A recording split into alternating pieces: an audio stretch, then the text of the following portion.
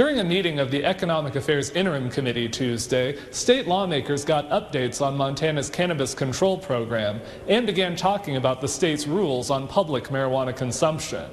Montana Department of Revenue Director Brendan Beatty told lawmakers he's proud of the work his agency has done in standing up the recreational marijuana system, but he believes their Cannabis Control Division remains underfunded to regulate the industry. We didn't know how many licensees there were going to be. We didn't know how much volume was going to be purchased. We didn't know how much was going to be tested. You go down the list, it was all brand new to everyone in this room, including yours truly. Beatty particularly said they're, quote, buried in litigation, including challenges to the state's residency requirements for marijuana business owners. Committee Chair Josh Kazmaier, a Republican representative from Fort Benton, told MTN there was discussion during this year's legislative session about clearing up gray areas around public consumption of marijuana. During Tuesday's meeting, a representative from the Marijuana Policy Project gave a rundown of other states' laws, including the possibility of consumption lounges or cannabis cafes. But most representatives of Montana businesses who spoke said that's not something that's a top priority for them. Again, we're not talking about consumption lounges because we're not going to make money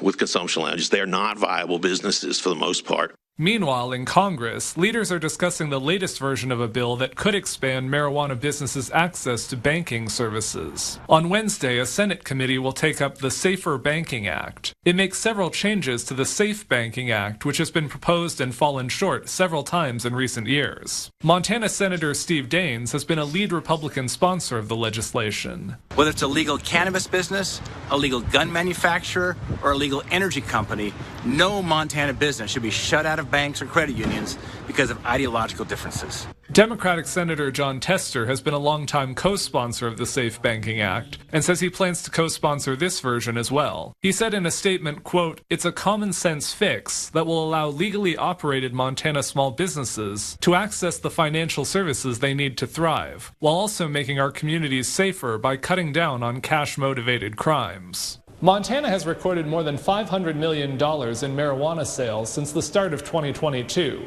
August saw the highest sales of any month so far, more than $28 million.